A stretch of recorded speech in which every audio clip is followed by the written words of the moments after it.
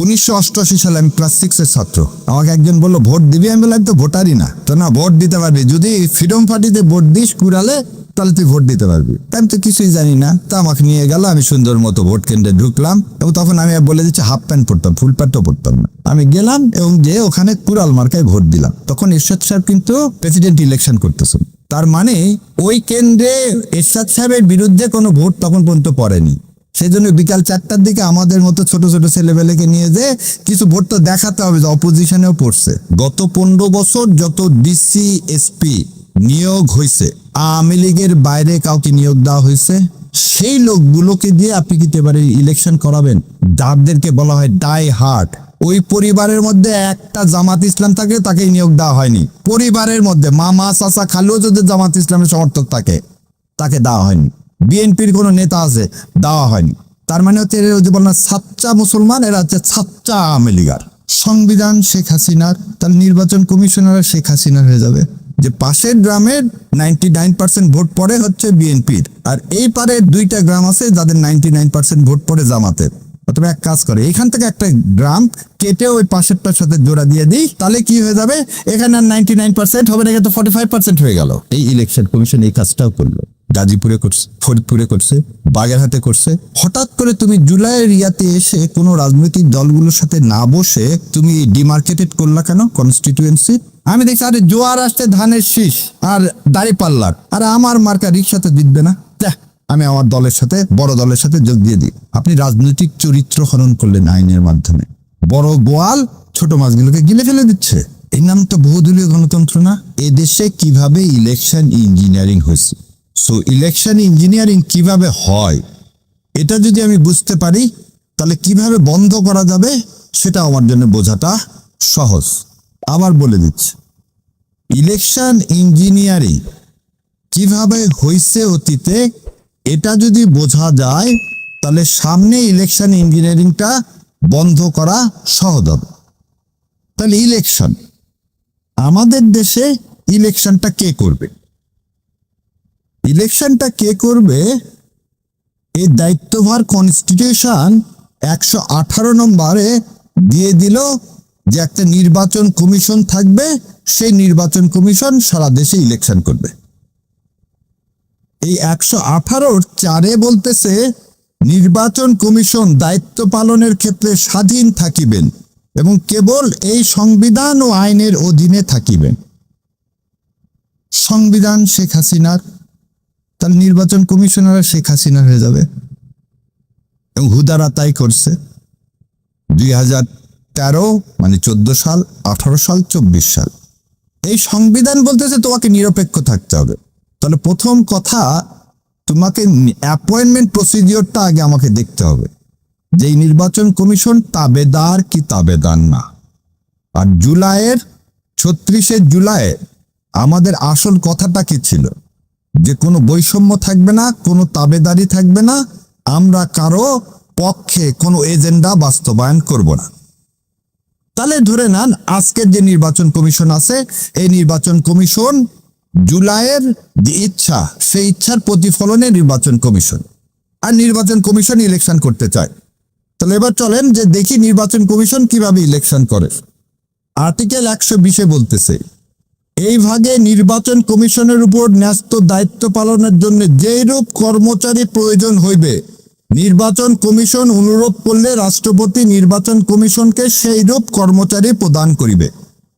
তার মানে আমাদের ইলেকশন কমিশনের কোনো নিজস্ব কোনো কর্মচারী নাই। আবার বোঝেন, ঢাল নাই তলোয়ার নাই নিধিরাম সর্দার। এই নির্বাচন কমিশন যেটা গঠন করা হয়, সেই নির্বাচন কমিশনের কোনো লোক নাই। কি নাই? রিটার্নিং অফিসার তার নাই, প্রিজাইডিং অফিসার তার নাই, পুলিং অফিসার তার নাই। তাহলে এরা কারা? এরা কারা? প্রিজাইডিং অফিসার হচ্ছে DC, deputy commissioner. Pulling officer কারা? রাষ্ট্রীয় কর্মচারী তারা। এবার আপনাদেরকে আমি একটা একটা করে দেখাই কিভাবে এদেশে ইলেকশন ইঞ্জিনিয়ারিং হয়েছে। বাংলাদেশে সর্বপ্রথম ইলেকশন ইঞ্জিনিয়ারিং, আমি বাংলাদেশে এই কথা বলতেছি এই কারণে, 70 সালের ইলেকশনটাকে একটা প্যারামিটার ধরা হয়। 70 সালের ইলেকশনটাকে একটা প্যারামিটার ধরা হয়। সেই 70 সালে ইলেকশনে কি হয়েছিল? 70 সালে ইলেকশনে একটা মাত্র পলিটিক্যাল পার্টি ছিল ইস্ট পাকিস্তানে, কারণ মৌলানা ভাসানী এবং অন্যরা ভোট বর্জন করলেন। তখন আওয়ামী লীগ তখন একমাত্র ভোট করলেন। দ্বিতীয় ছিল তখন 80% অ্যাডমিনিস্ট্রেশনে, লোকাল অ্যাডমিনিস্ট্রেশনে ছিল সব বাঙালি। ইপিআর মানে যে আজকে যে বিডিআর এবং পুলিশ ফোর্স তারাও ছিলেন বাংলাদেশ। সেজন্য কিন্তু 25 তারিখে ইপিআর এবং এই পুলিশ হেডকোয়ার্টারে কিন্তু পাকিস্তান সেনাবাহিনী আক্রমণ করেছিল, কারণ ওখানে ছিল বাঙালি। তাহলে তিনটা জিনিস পাওয়া গেল, অ্যাডমিনিস্ট্রেশন, পুলিশ যদি আপনার সঙ্গে থাকে তাহলে ভোট করাটা খুব সহজ। এবার একটা প্র্যাকটিক্যাল আপনাদেরকে একটা একটা গল্প শোনাই। 1988 সালে আমি ক্লাস 6 এর ছাত্র। আমাকে একজন বললো ভোট দিবি, আমি বললাম তো ভোটারই না। তো না, ভোট দিতে পারবি যদি ফ্রিডম পার্টিতে ভোট দিস কুড়ালে, তাহলে তুই ভোট দিতে পারবি।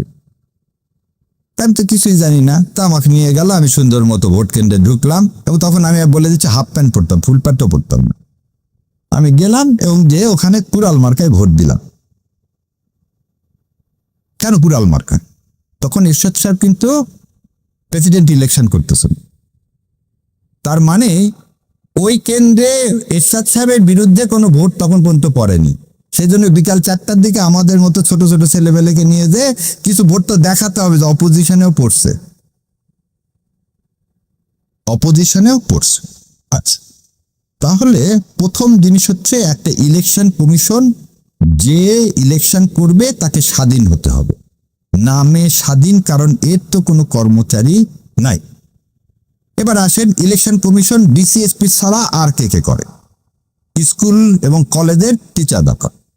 এবার আসেন গত 15 বছর যত ডিসিএসপি নিয়োগ হয়েছে, আওয়ামী লীগের বাইরে কাউকে নিয়োগ দেওয়া হয়েছে? সেই লোকগুলোকে দিয়ে আপনি কি এবারে ইলেকশন করাবেন? যাদেরকে বলা হয় ডাই হার্ট, ওই পরিবারের মধ্যে একটা জামাত ইসলাম থাকে, তাকে নিয়োগ দেওয়া হয়নি। পরিবারের মধ্যে মামা চাচা খালুও যদি জামাত ইসলামের সমর্থক থাকে, তাকে দেওয়া হয়নি। বিএনপির কোনো নেতা আছে, দেওয়া হয়নি। তার মানে হচ্ছে এরা যদি বলেন সাচ্চা মুসলমান, এরা হচ্ছে সাচ্চা আওয়ামী লীগার। এই সাচ্চা আওয়ামী লীগার প্রশাসনকে দিয়ে আপনি ইলেকশন করবেন। এবার আসেন, প্রতিটা এমপির আগের ইনকাম কি ছিল জানেন? এমপিওভুক্ত কলেজে শিক্ষক নিয়োগ, একটা শিক্ষক নিয়োগ করলে 15-20 লক্ষ টাকা নিত। তাহলে স্কুল কলেজের যে শিক্ষক, সেই শিক্ষকগুলো কিন্তু গত 15 বছরে নিয়োগকৃত আওয়ামী লীগার। আসেন জুডিশিয়াল সার্ভিস কমিশন, যে ম্যাজিস্ট্রেট, এই জুডিশিয়াল সার্ভিস কমিশনে সভাপতি ছিল জাস্টিস এনায়েতুর রহিম, যে নিজেকে ডিক্লেয়ার করছিল শপথবদ্ধ রাজনীতিবিদ। তার কাছে সব জায়গায় সততা আছে, এক জায়গায় নাই, সেটা তো আওয়ামী লীগের ব্যাপারে। তো তিনি যখন যাদেরকে ওই ভাই বাবুরে জিজ্ঞাসা করত, যদি দেখতে টাকলুর উপরে কোনো কাপড় আছে, প্রথমেই বলতো ও তুমি তো কারো এজেন্ডা নিয়ে আসছো। সে যতই বলুক না আল্লাহ বলছে সেজন্য। আর একটা জিনিস জিজ্ঞাসা করতো, তোমার পরিবারে কেউ মাদ্রাসায় পড়ে কিনা। সে তুমি ফার্স্ট হও আর সেকেন্ড হও। আমার জুনিয়র আছে, ও 3বার ফার্স্ট হয়েছে জুডিশিয়ারি পরীক্ষায়, তাকে নেওয়া হয়নি কেন? তার দাঁড়িয়ে আছে। সো এই জুডিশিয়ারিতে যারা আছে তাদেরকে নিয়ে এখন কি জন্য এই কথাটা বললাম দেখেন, গাজীপুরে আমি ধরে নেন একটা ম্যাজিস্ট্রেট, আমার কাছে একটা মেয়ে আসলো, একটা মেয়ে ইন্টারমিডিয়েটে পড়ে। প্রথম জিনিস আমি কি জিজ্ঞাসা করবো কাগজপাতি দেখার আগে, ওর এনআইডি কোথায়? ওকে কি হয়তো ওখানে আছে, আয়ো সাহেব এনআইডি কোথায়? এনআইডির নাম্বার লেখেননি তো আপনি এফআইআর এর মধ্যে? স্যার ওনার এনআইডি নাই। ও এনআইডি নাই, কেন এনআইডি নাই? এই কথাও জিজ্ঞাসা করেন। এনআইডি নাই হলে আমার মধ্যে একটা খটকা লাগবে। কি খটকা লাগবে? যে হয়তো ওর বয়স হয়নি। তাহলে ওর কি আছে? জন্মগত সার্টিফিকেট আছে। আর সে যেহেতু কলেজে পড়ে, তাহলে ম্যাট্রিক পাস করছে, সার্টিফিকেট কিন্তু কি লেখা থাকে? পাশের সার্টিফিকেট, তার ডেট অফ বার্থ লেখা থাকে। আপনি কিচ্ছু দেখলেন না। 17 বছরের মেয়ে সুরভিকে আপনি 21 বানায় দিল, আপনি অন্ধের মতো 2বার কি দিয়ে দিলেন? রিমান্ড দিয়ে দিলেন। এই ম্যাজিস্ট্রেটকে দিয়ে আপনি ভোট করবেন? এই ম্যাজিস্ট্রেটকে দিয়ে আপনি কি ভোট করবেন?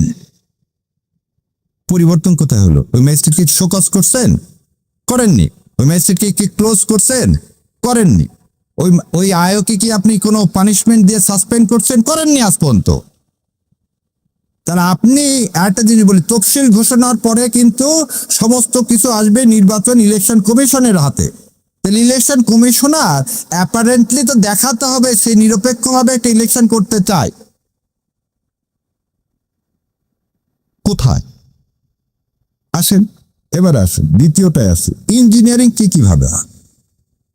প্রথম ইঞ্জিনিয়ারিং হয় হচ্ছে আইনের মাধ্যমে।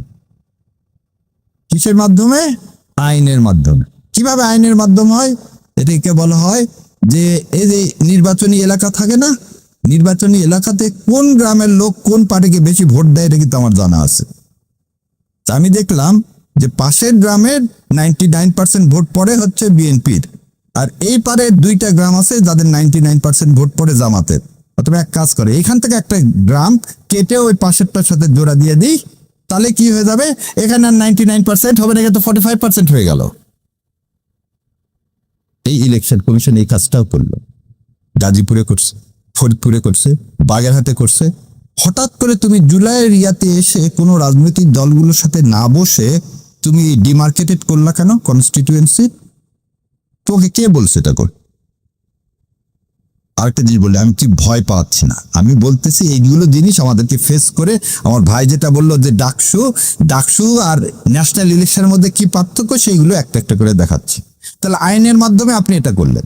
আইনের মাধ্যমে আর একটা কি করা যায়? Voter registration. আজকে ভোটার রেজিস্ট্রেশন নতুন করে ভোটার হালনাগাদ করা হয়েছে, খুব ভালো কথা। আপনি 1% কেন রাখলেন ইন্ডিপেন্ডেন্ট ভোটারের ক্ষেত্রে? 1% কেন রাখলেন?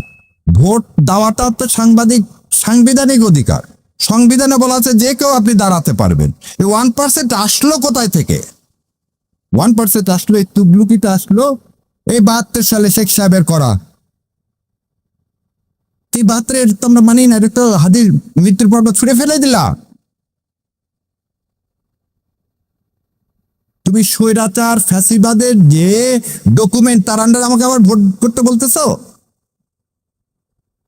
আমি এটাকে মেনে নিয়ে যাবো? তাহলে আমার হাদিকে অস্বীকার করো না।